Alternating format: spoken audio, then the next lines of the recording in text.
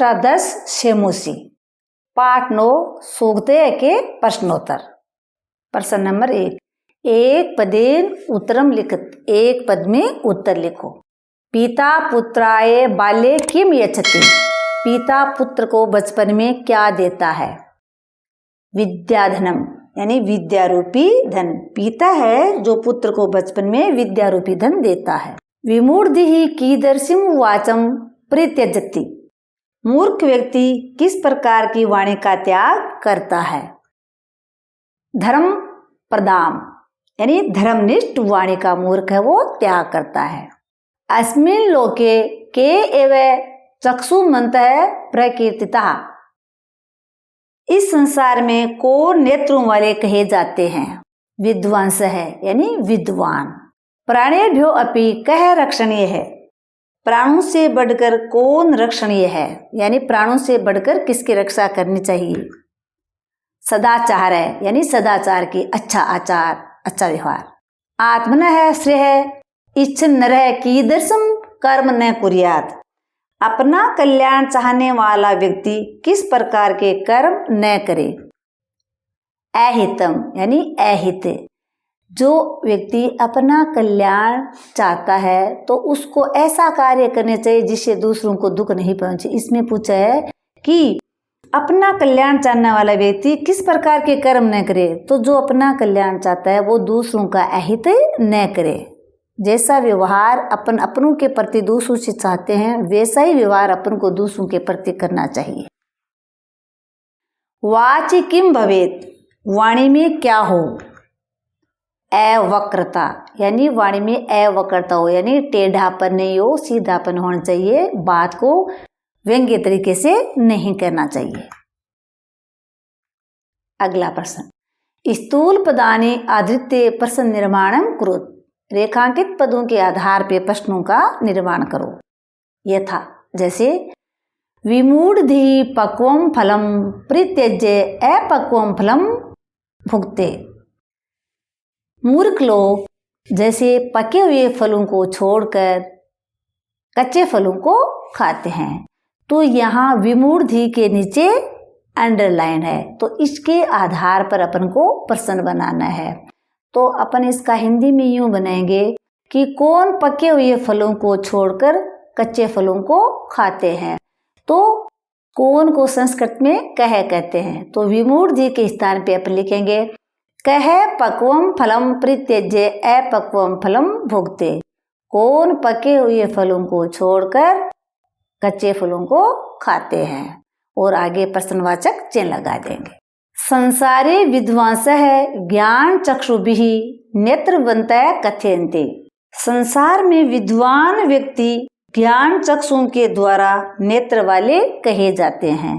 तो इसमें विद्वांस के नीचे अंडरलाइन है, तो इसका हिंदी में प्रश्न यूं बनेगा संसार में कौन ज्ञान चक्षुओं के कारण नेत्र वाले कहे जाते हैं। तो विद्वान से बहुवचन है, तो जब अपन प्रश्न बनाते हैं तो किम शब्द के रूप से बनाते हैं। तो विद्वान से पुल्लिंग है तो किम शब्द के पुल्लिंग के रूप चलेंगे। विद्वान से बहुवचन है तो किम शब्द के प्रथमा विभक्ति का बहुवचन होता है के, जैसे कै को के, तो विद्वान से के स्थान पे के लिख करके आगे प्रश्नवाचक चिन्ह लगाएंगे।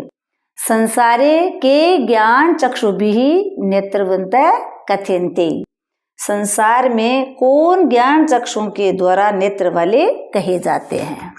जनकेन तस्मै शेषवे विद्याधनम दीयते, पिता के द्वारा पुत्र को बचपन में विद्याधन दिया जाता है।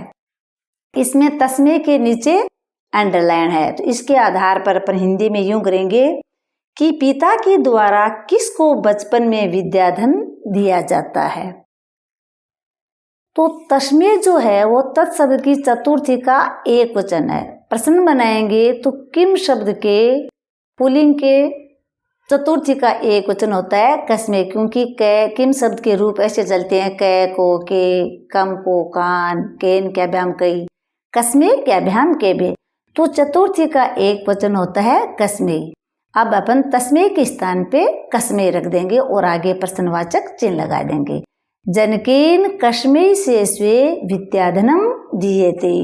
पिता के द्वारा किसको बचपन में विद्याधन दिया जाता है। अगर आपको प्रश्न बनाना नहीं आता तो जिसे तस्मे है उसका तय हटा करके तय के स्थान पे कै रख दो और आगे वाला वैसा का वैसा रख दो, तो तस्मे का हो गया कस्मे। ये प्रश्न बनाने का तरीका है। तत्वार्थ से निर्णय है विवेकेन कर्तुम शक्य। तत्वार्थ का निर्णय विवेक से किया जाता है, तो इसमें तत्वार्थ से के नीचे अंडरलाइन है, तो इसका अपन हिंदी में यूं करेंगे कि किसका निर्णय विवेक से किया जाता है।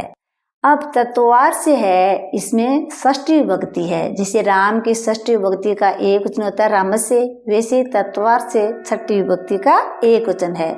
तो अपन प्रश्न बनाते हैं किन शब्द से, तो किन शब्द पुल्लिंग का षष्ठी विभक्ति का एक वचन कस्य होता है, तो तत्वार्थ से के स्थान पे कस्य लगा के आगे प्रश्नवाचक चिन्ह लगाएंगे। कस्य निर्णय है विवेकेन कर्तुम शक्य। किसका निर्णय विवेक से किया जाता है। मान लो आपको प्रश्न बनाना नहीं आया तो तत्वार्थ शब्द को हटा करके इसके पीछे कै लगा दो और आगे से है तो ये कस्य बन जाएगा। ये भी प्रश्न बनाने का तरीका है, एक ट्रिक है। धैर्यवान लोके परिभवम न प्राप्नोति। धैर्यवान लोग संसार में पराजय को प्राप्त नहीं करते, तो इसमें लोके के नीचे अंडरलाइन है, तो इसका अपन हिंदी में बनाएंगे कि धैर्यवान लोग कहाँ पर पराजय को प्राप्त नहीं करते और कहाँ को संस्कृत में कुत्र कहते हैं, तो लोके के स्थान पर अपन कुत्र रख करके आगे प्रश्नवाचक चिन्ह लगाएंगे। धैर्यवान कुत्र परिभवम न प्राप्नोति। धैर्यवान लोग कहाँ पर पराजय को प्राप्त नहीं करते। आत्म कल्याणम इच्छन नरः परेशान अनिष्टम न कुर्यात्। अपना कल्याण चाहने वाला मनुष्य दूसरों के लिए अनिष्ट न करे, तो इसमें परेशान के नीचे अंडरलाइन है, तो इसलिए अपन हिंदी में इसका बनाएंगे कि अपना कल्याण चाहने वाले मनुष्य किन के लिए अनिष्ट न करे। तो प्रश्न बनाएंगे तो किम शब्द से बनाएंगे, तो परेशान है यह षष्ठी विभक्ति का बहुवचन है, तो किम शब्द की षष्ठी विभक्ति का बहुवचन होता है केशाम, क्योंकि जो उत्तर में विभक्ति है वही विभक्ति प्रश्न बनाने में लगानी है, तो विभक्तियों का ध्यान रखना जरूरी है। आत्म कल्याणम इच्छन नरः केशाम अनिष्टुम न कुर्यात्। अपना कल्याण चाहने वाला मनुष्य किन के लिए अनिष्ट न करेंगे, और आगे प्रश्नवाचक चिन्ह लगाना है। अगला प्रश्न, पाठात चित्वा अधोलिखितानाम श्लोकानाम अन्वयम उचित पदक्रमेण पूरयेत। पाठ में से चुनकर नीचे लिखे श्लोकों में से अन्वय में जो खाली स्थान है उसको भरना है। तो श्लोक दे रखा है, पिता यच्छति पुत्राय बाल्ये विद्याधनम महत्, पिता से किम तपस्तेपे इत्युक्तिस्तत्कृतज्ञता। यानी पिता अपने पुत्र को बचपन में विद्या रूपी महान धन देता है, इसके पिता ने क्या तप किया है ये कथन ही उस पिता के प्रति कृतज्ञता है, यानी उस पिता का तपस्या का फल है। अब अन्वय में क्या होता है कि खाली जगह छोड़ी जाती है और अन्वय में शब्दों को विभक्तियों से अलग करके लिखते हैं ताकि उसका अर्थ वो सीधे से समझ में आ सके।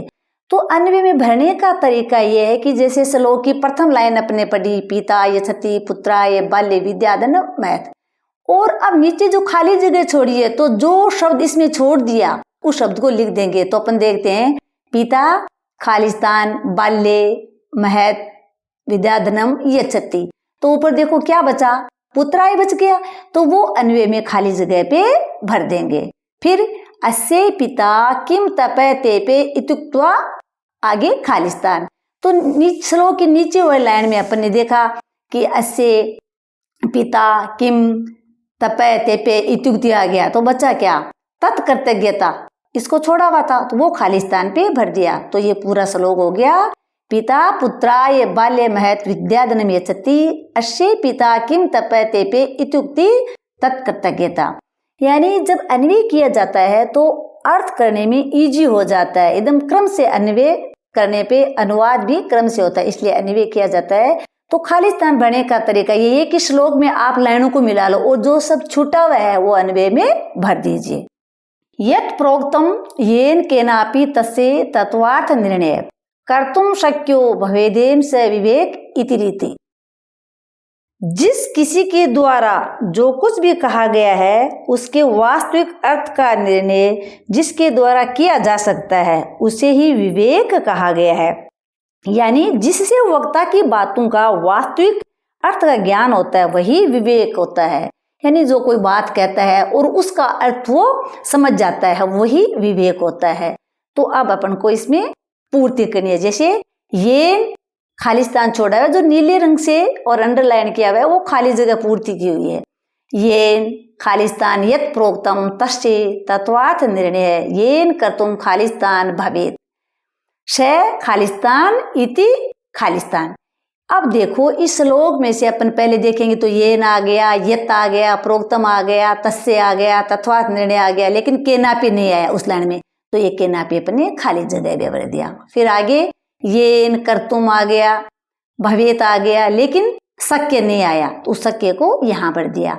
फिर से विवेक छूटा हुआ तो विवेक भर दिया इति और ये इरित है।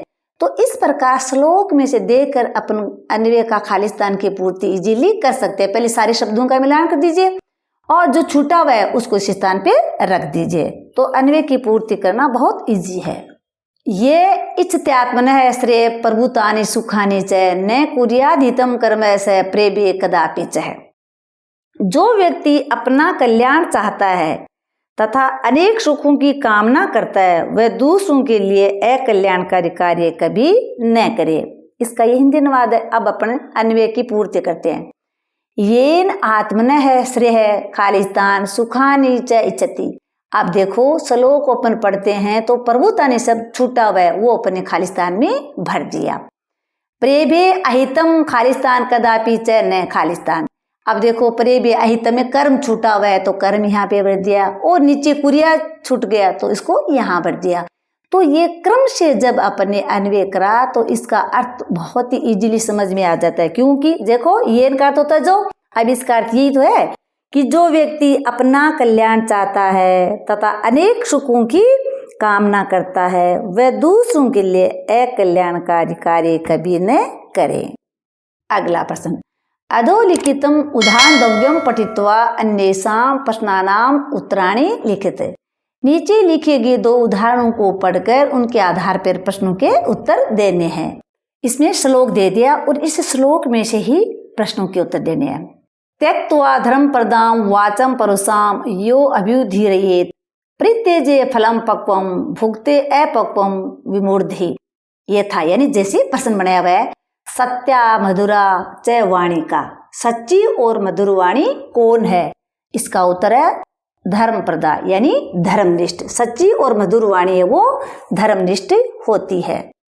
धर्मप्रदां वाचं कह त्यजति। धर्मनिष्ठ वाणी को कौन त्यागता है? विमूढ़ि, यानी मूर्ख। मूर्ख लोग है वो धर्मनिष्ठ वाणी को त्यागते हैं। ये इस श्लोक में से प्रश्नों के उत्तर पूछे जा रहे हैं और देने हैं। मूढ़ पुरुष काम वाणी वदति। मूर्ख व्यक्ति कैसी वाणी बोलता है?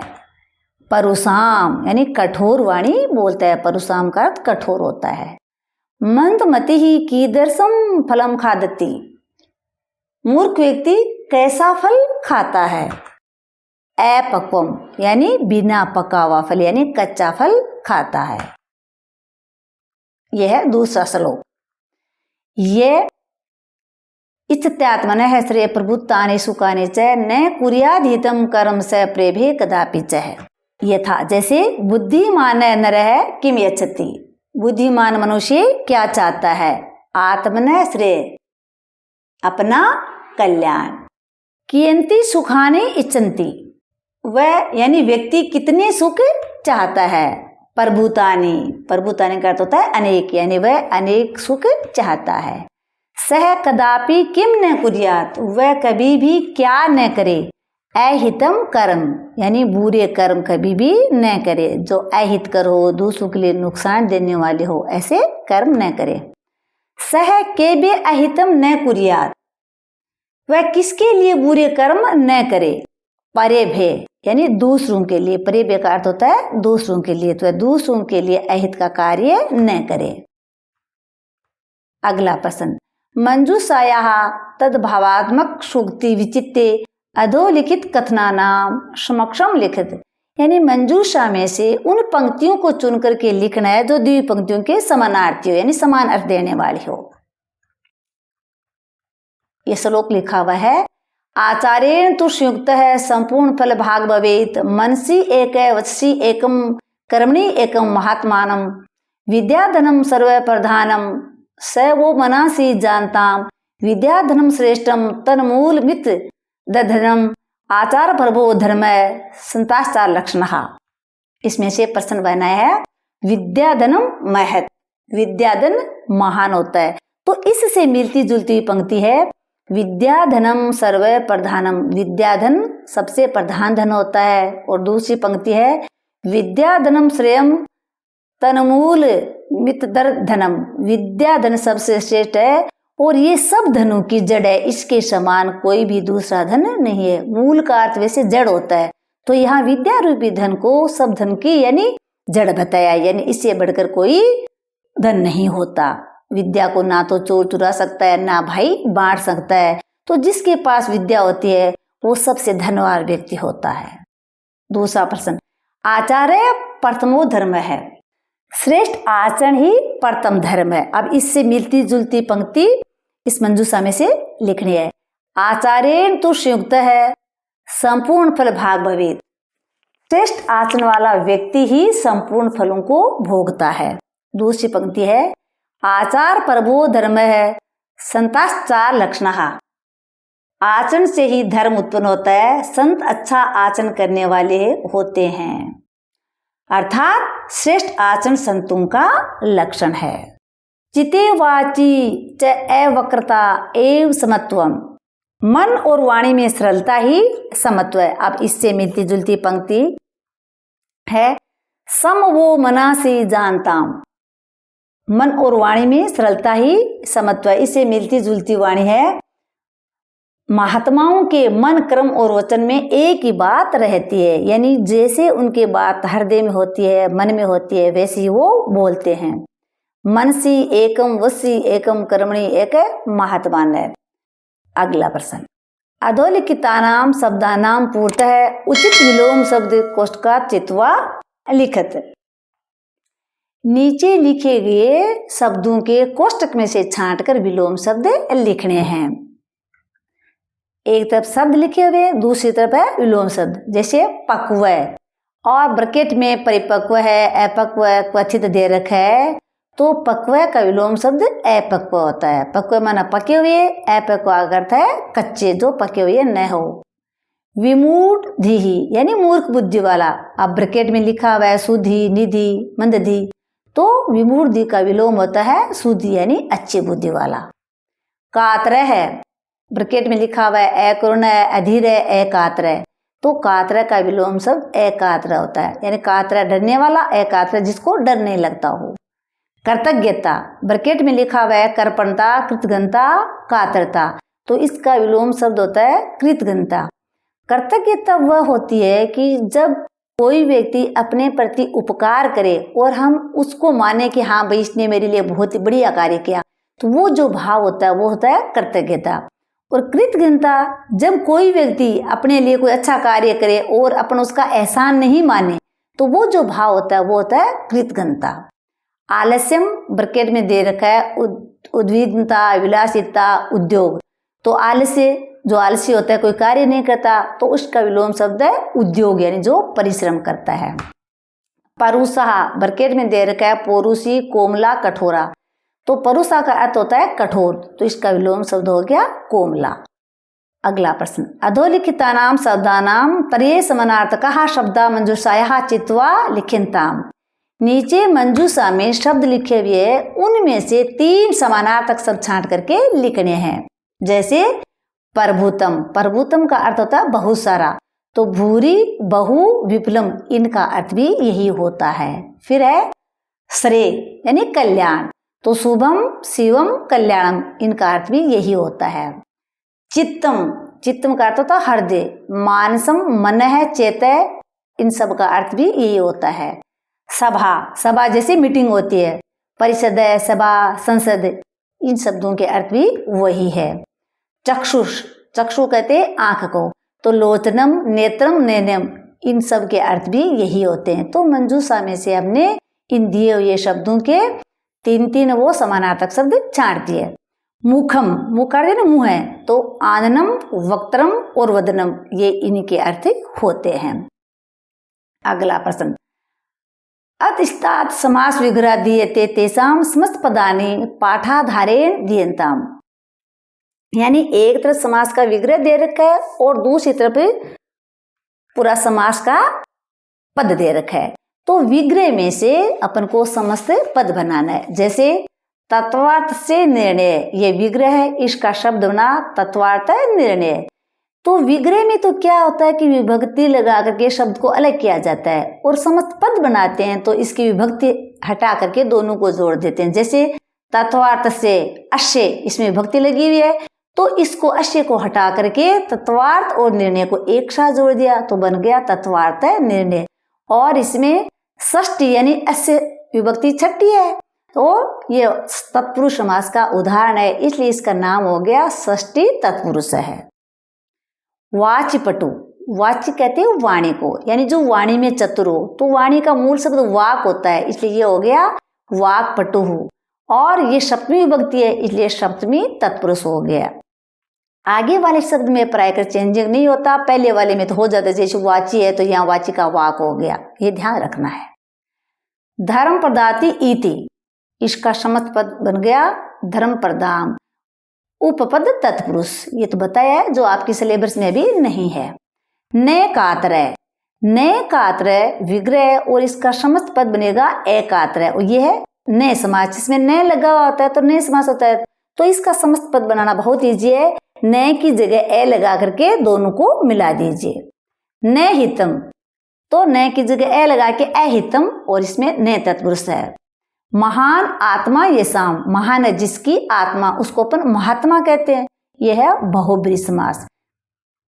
विमूढ़ाधि यशस्य है, जिसकी बुद्धि खराब हो वो मूर्ख कहलाता है, तो उसको कहते हैं विमूढ़धि, ये भी बहुब्रीहि समास है।